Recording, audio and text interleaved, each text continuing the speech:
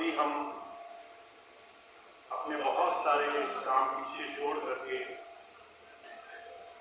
सत्संग में गुरु नाम शब्द परमात्मा के स्वरूप का जो बहुत बयान अलग अलग तरीके से किया गया है उसको अपने जीवन में आत्मसात करने के लिए बैठे हैं। मैं बार बार ये बात आपसे सिर्फ इसलिए कहता हूं, हमें सत्संग की आवश्यकता, सत्संग में क्या बात संत महापुरुष हमें समझाना चाहते हैं, इस बात की आवश्यकता अभी तक क्यों पड़ रही है? क्योंकि अभी तक हमने ये दो बातें आत्मसात अपने जीवन में नहीं करी। गुरु क्या है, शब्द क्या है और वो हमारे जीवन से कैसे जुड़ा है। ना गुरु सोई तो शब्द से नहीं, शब्द बिना दूसरा नहीं हुए। शरीर में बैठा हुआ कोई इंसान गुरु नहीं होता है। अगर हम शरीर को गुरु मान लें तो शरीर का एक समय एक सीमा के साथ आना जाना रहा है संसार में। इतिहास गवाह है, अनगिनत संत महापुरुष संसार में आए,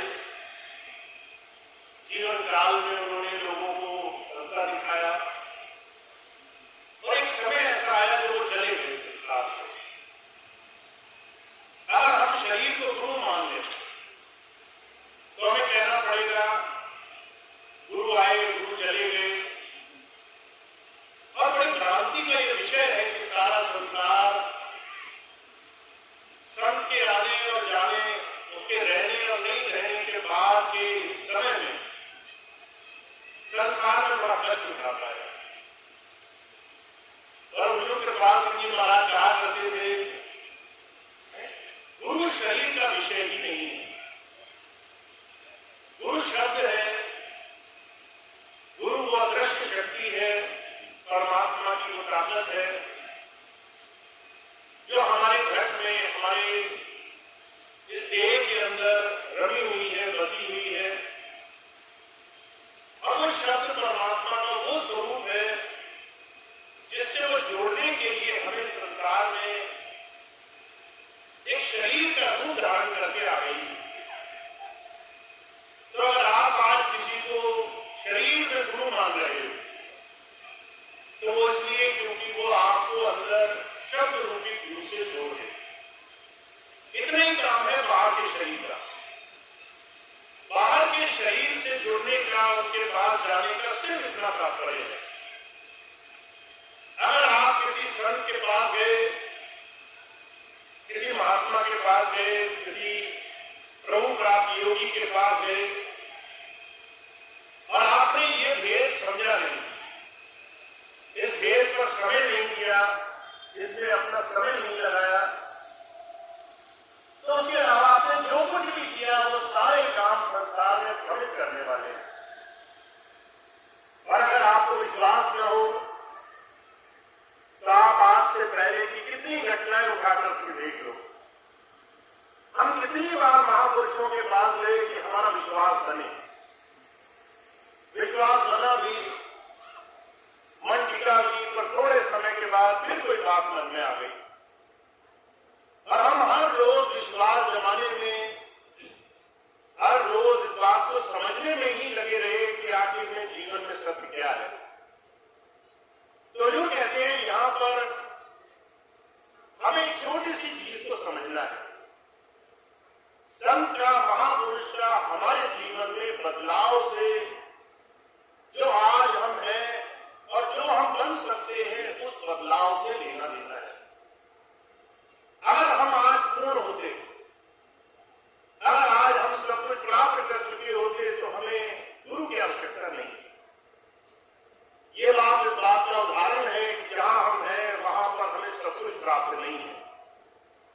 अभी हमें जड़ चेतन का भेद समझ में नहीं आया है। अभी शरीर में सब कुछ होते हुए भी हम यही सोचते हैं कि हमारा सुख हमसे आगे है, कल सुख मिलेगा। हम ये काम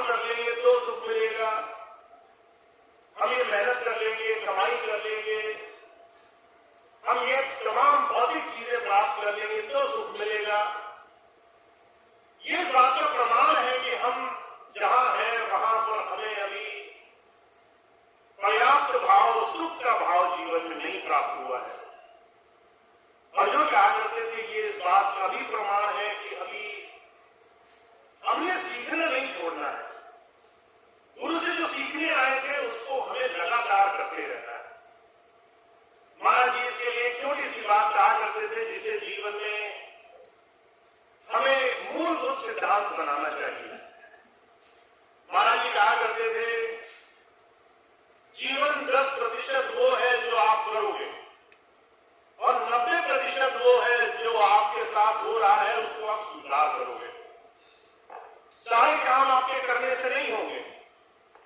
आप सोचो मैं बड़ा धनी बन जाऊं, पैसे खूब आ जाए, और आप 24 घंटे इसी सोच में लगे रहो, पर आपके जीवन में जो आपके आसपास चारों तरफ हो रहा है उसको स्वीकार ना करो।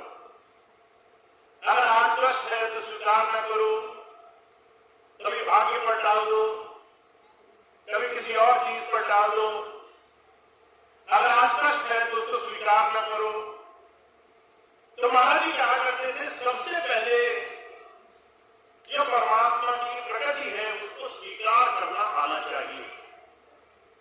और इस बात को हुजूर बड़ी सुंदरता से फरमाया करते थे। एक बार एक विद्वान गए हुजूर के पास, कहने लगे स्वीकार करना, एक्सेप्टेंस क्या होती है? तो महाराज जी कहने लगे, ये बात समझना कि दुख और सुख दोनों ही परमात्मा ने बनाए हैं। अगर आप कहते हो कि मुझे सिर्फ अच्छी अच्छी चीजें मिले और जो खराब चीजें हैं वो मेरे भाग्य में ना आए, जो मेरे जीवन में दुख है वो मेरे जीवन में मुझे ना आए, जो तमाम चीजें मेरे अनुकूल नहीं है वो किसी और ने बनाई है, हम ये मान के चले कि हमारे जीवन में अच्छा तो परमात्मा करता है और बुरा करने वाला कोई और है, तो महाराज जी कहा करते थे, हम परमात्मा की इस प्रकृति को स्वीकार नहीं करेंगे। अच्छा और बुरा दोनों ही परमात्मा ने हमारे जीवन में हमें कुछ सिखाने के लिए बनाया है। कुछ चीजें हम अच्छे समय को देखकर समझते हैं और कुछ चीजें ऐसी हैं जो बुरे समय में, कष्ट में, परेशानी में, तकलीफ में हमें समझ में आती है।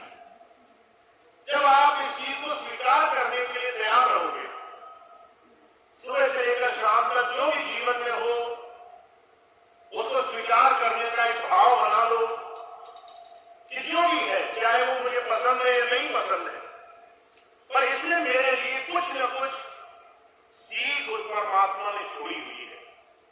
इसमें कोई रास्ता बनाया हुआ है, इससे मैं कुछ लेकर ही जाऊंगा, इससे मुझे कुछ प्राप्त होगा, जीवन में कुछ सीखने को मिलेगा।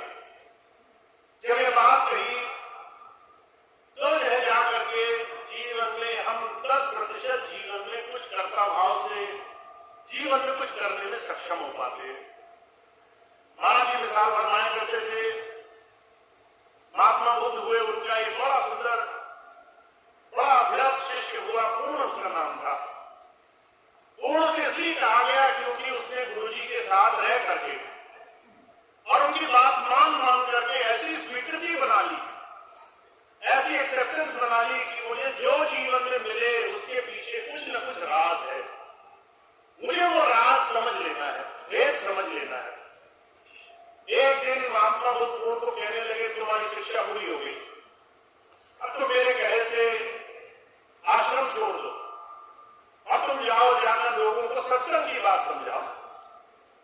तो जब ये बात कही तो काशी, बिहार, उस तरफ सत्संग के लिए पूर्ण को कहा गया।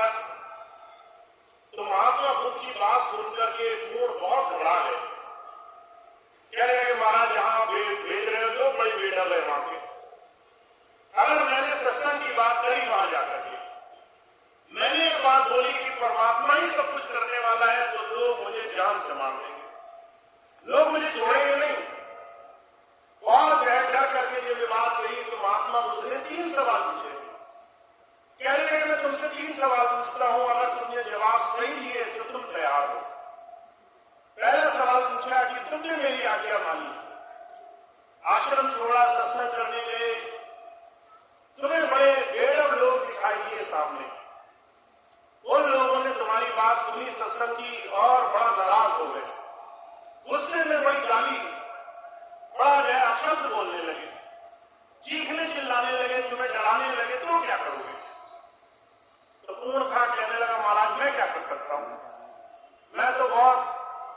छोटा सा इंसान हूं, आपकी आज्ञा में गया, मैं तो शुक्र मनाऊंगा, मैं तो धन्यवाद करूंगा आपका आंखें बंद करके, हे प्रभु शुक्र है। जब ये बात कही तो महात्मा बुद्ध ने कहा कि तुम शुक्र क्यों मनाओगे? कहने लगा, शुक्र इस बात का मनाऊंगा कि सिर्फ गाली दे रहे हैं, हजारों की संख्या में है, अगर उठकर मारने ही लगे, पीटने लग जाए तो ही मैं क्या कर सकता हूं? मैं तो धन्यवाद मनाऊंगा कि बच गया। जब ये बात कही तो महात्मा बुद्ध ने दूसरा सवाल पूछा। कहने लगे, फर्ज करो, सोचो, अगर वो तुम्हें मारने ही आ जाए, तुम सत्संग कर रहे हो और वो आ जाए तुम्हें मारने पीटने के लिए कि आज इसको मार देंगे, फिर क्या करोगे? तो पूर्ण जो है बड़ा स्वीकृत भाव से, बड़ा प्रेम भाव से गुरु जी के साथ रहा था। कहने लगा, महाराज मैं तो मन में ये बात मान करके संतोष बना लूंगा कि जो है इससे भी बुरा हो सकता था। जब ये बात कही गुरु जी ने पूछा महात्मा बुद्ध ने कि क्या सोचोगे? कहने लगा, अच्छा हुआ सिर्फ पीटने आए